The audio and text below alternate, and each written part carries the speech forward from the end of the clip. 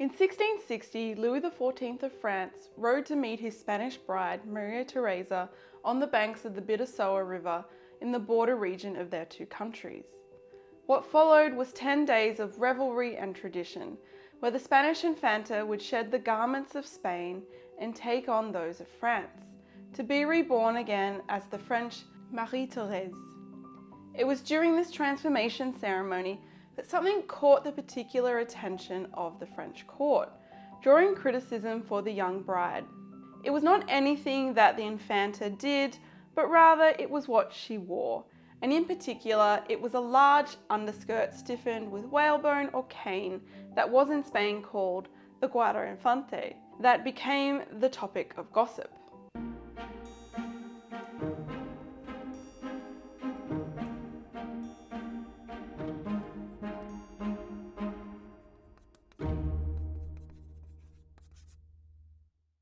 This garment was made an iconic symbol of the Golden Age Spain by Mariana of Austria, the second queen of Philip IV of Spain in the 1650s and the 1660s. When Mariana's daughter Maria Theresa wore this gown at the meeting on the Bidassoa River, she was a literal symbol of Spain. However symbolic this garment may have been, to the French it was, to put it pretty bluntly, rather ugly. Recalling the moment when the Spanish princess first met her husband, a courtier named Madame de Motteville wrote of the Spanish women that, quote, "The clothes and hair of the Spanish women hurt me to see. Their small sleeves were slashed and of bad taste. They had meagre clothing, and their laces seemed ugly to us. Their hanging sleeves were without grace, and their Infanta was enclosed in a half-round and monstrous machine, for it resembled several barrel hoops sewn inside of their skirts, except the circles are round, and the Guardainfante was flattened little along the front and back, and widened on both sides. When they walked, this machine moved up and down and made a very ugly figure." To the French, this underskirt not only positioned the princess's body as outdated and therefore undesirable in the French notion, giving her, quote, "an ugly figure that appeared, in their words, monstrous or monstrous," but another court observer, Lepompe, also wrote upon their departure for France that the Spanish princess was, quote, "then put into her beautiful carriage, where she took up the whole front because of her Guardainfante, that she did not wish to remove. The king and queen mother were in the back." So the refusal to remove her farthingale not only supposedly upset the Infanta's new mother-in-law, but more so it transgressed the spatial boundaries of her role as new Queen of France. Not only had her foreign skirts allowed her body to take up the place of two people, but her body, which now belonged to France and to Louis XIV, had displaced her new husband, the absolute ruler of the kingdom, forcing him to sit in the carriage next to his mother, instead of his new bride.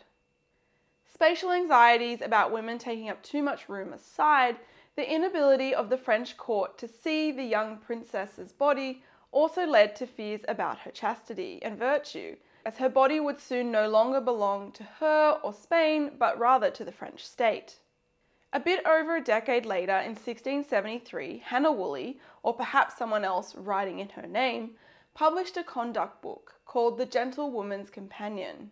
So in the book she wrote about clothing and pride, saying that "I know not but the fashion of wearing farthingales of old were politically invented to hide the shame of great bellies unlawfully puffed up." So this book was published almost 5 decades after the farthingale had ceased to be worn in England. Still, like the scene on the banks of the Bidassoa River with the Franco-Spanish Marriage of 1660, the attitude displayed in this conduct book is testament to one of the most enduring fears and stereotypes that surrounded the development and continued use of the farthingale. That this was an undergarment used by women to hide their sexual indiscretions. So the farthingale was a stiffened undergarment worn by women during the 16th and 17th centuries, which expanded the circumference of a gown. In England and France, there were 3 main styles of farthingale. So the first was a Spanish farthingale that had its origins in the late 15th century in Spain. So this garment was a conical shaped skirt with hoops that tied around the waist and descended pretty much to the floor.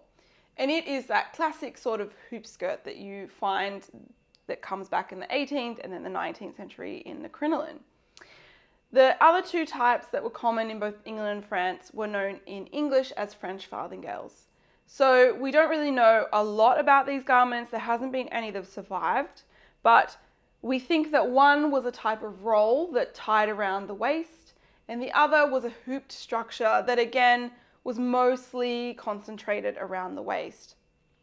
So the difference with all of these three types of farthingales is they gave quite distinct silhouettes, but they all achieved the same goal: to take up space, but also to increase the amount of fabrics that were needed in a skirt. So farthingales were all about signifying wealth.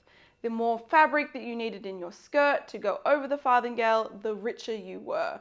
And at this time, especially in the 16th and early 17th century, skirts could be very intricately embroidered.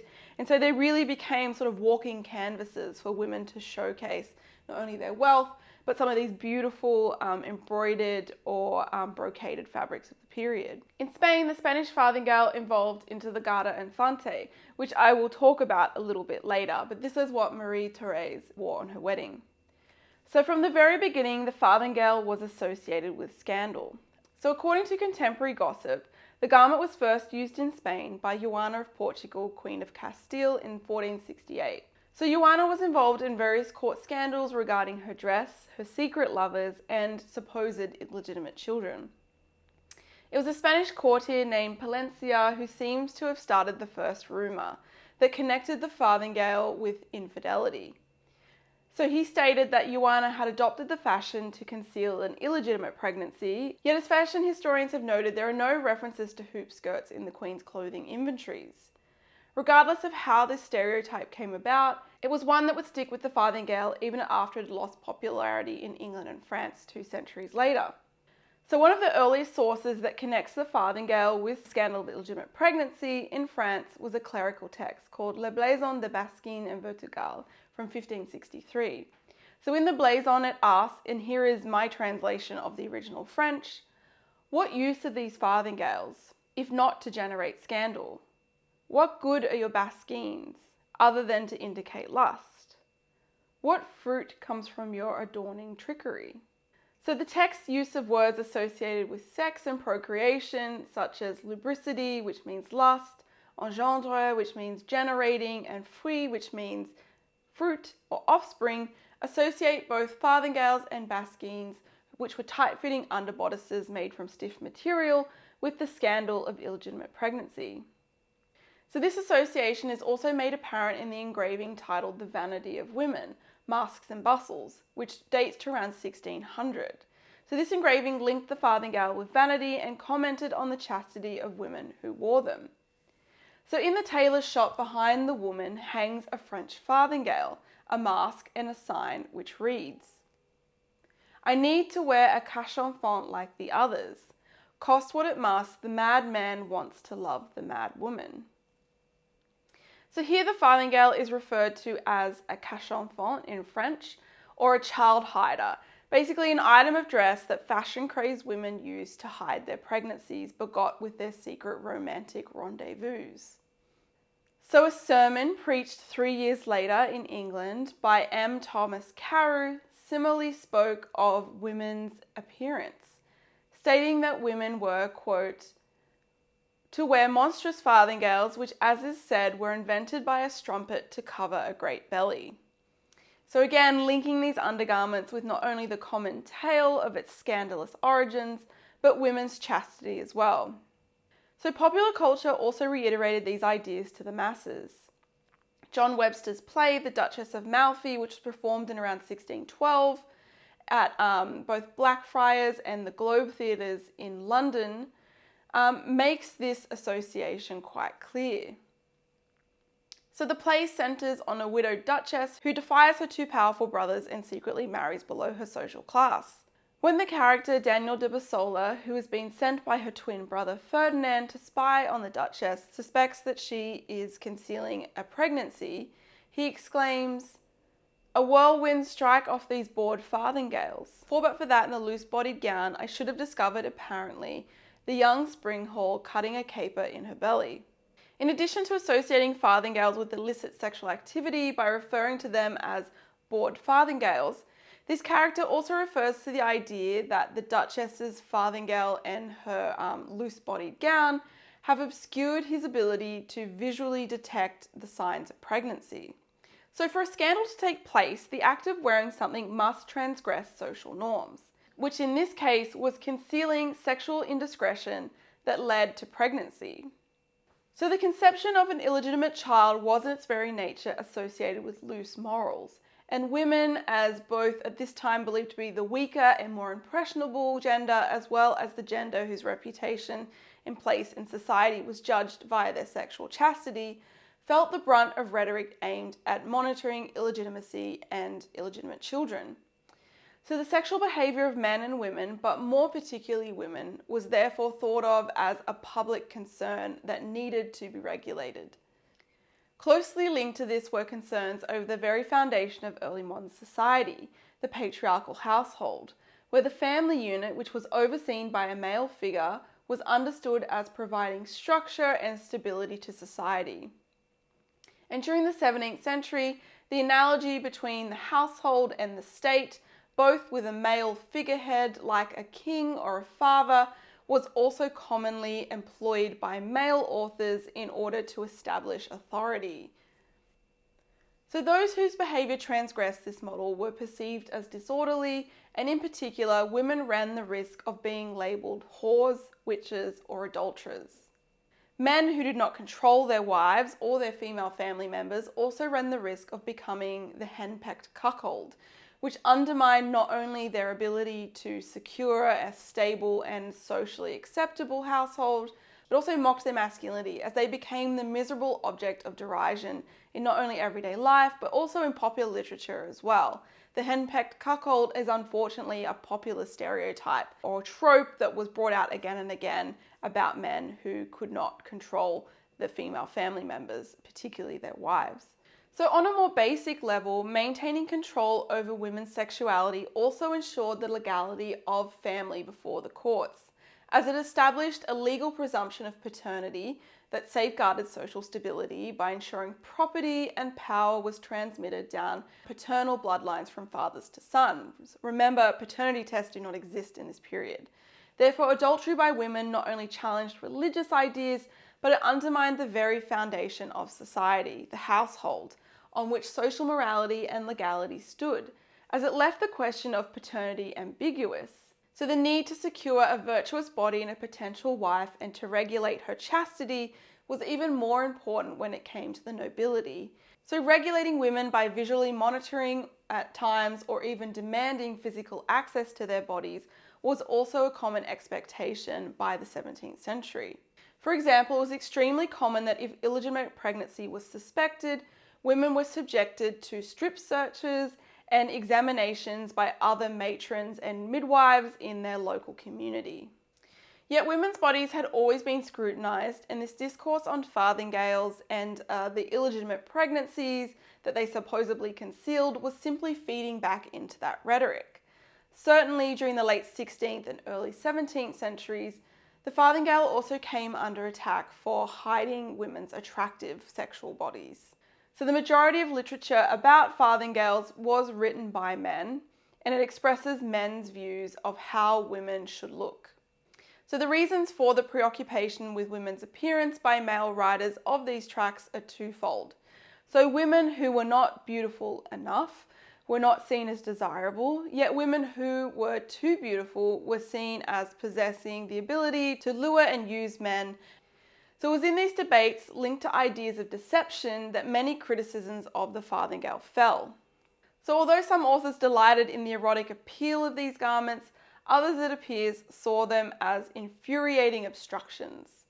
So Michel de Montaigne in 16th century France wrote about women's dress and their deceitfulness when it came to sex and tricking men.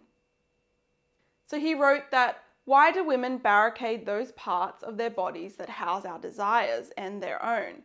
And what is the purpose of these huge bastions, farthingales, which they armour their flanks, if it is not to trick us, to pull us to them even as they keep us away?" So by referring to farthingales as bastions or strongholds, Montaigne alludes to the idea that they fortified women and closed them off from men. Farthingales therefore positioned women as flirts. They attracted, yet they physically denied men. And this was a common trope that was reiterated again in the 18th century in relation to hoop petticoats. Questions commonly posed were, what if there was also a deformed, fat or diseased body hidden under these skirts?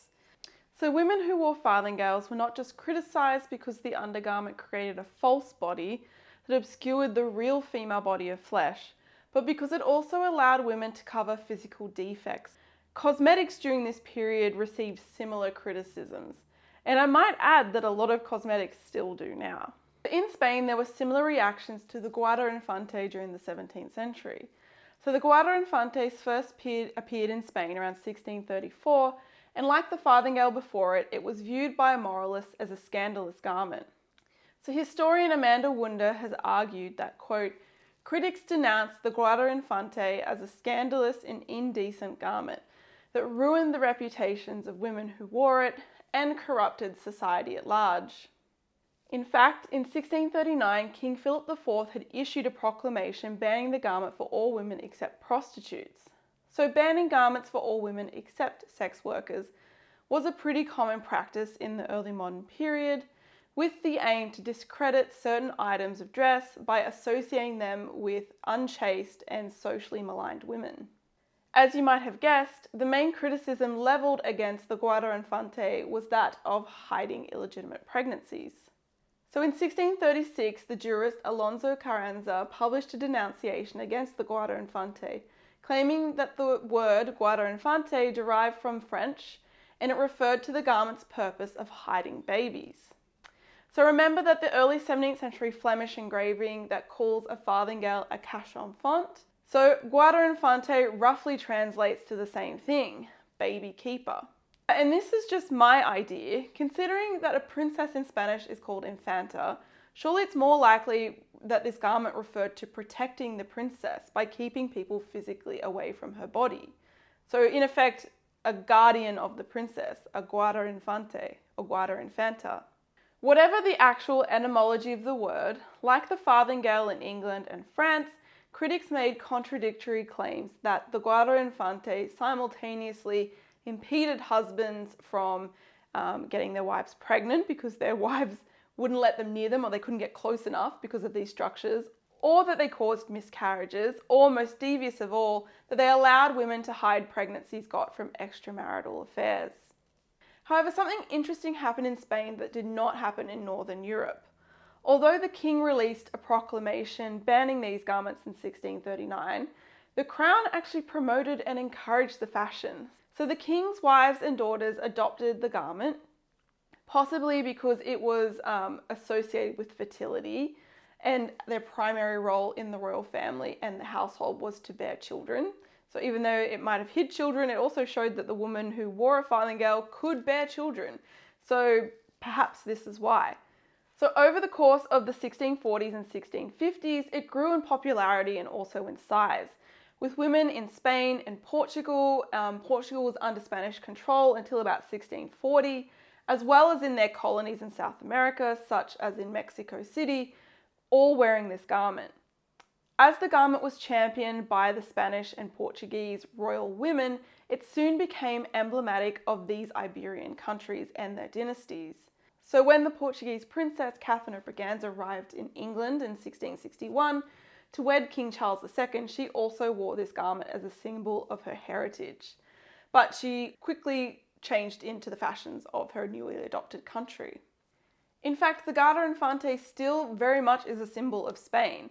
So these are some photos of art installations in Madrid that I took when I was visiting Spain a few years ago. And actually this artwork I bought in either it was the Prado or possibly the Royal Armouries. But anyway, I bought that when I was in Spain as well. And there were so many souvenir shops filled with souvenirs or trinkets that depicted 17th century Spanish women in their Guardainfantes. So to return to the wedding of Maria Theresa and Louis XIV, you can see how contextualizing the history of this garment in England, France, and Spain, you can see why the Guardainfante worn by this Spanish bride caused such a scandal at the French court. The French were still keenly aware of the historical stereotypes surrounding this garment, and this caused this scandal, which would mark the first few days of this political marriage. So if you'd like to learn more about the farthingale, particularly the history of the farthingale in England, I actually have written a book about farthingales and bodies, so bodies being early types of corsetry in 16th and 17th century England. So this is it. So if you'd like to grab a copy, I will put it down in the box below. But thank you so much for joining me today, and if you would like to learn more about women's dress, particularly in the 16th, 17th and 18th centuries, or fashion and textiles more generally, like and subscribe, and I will see you in another video. Bye everyone.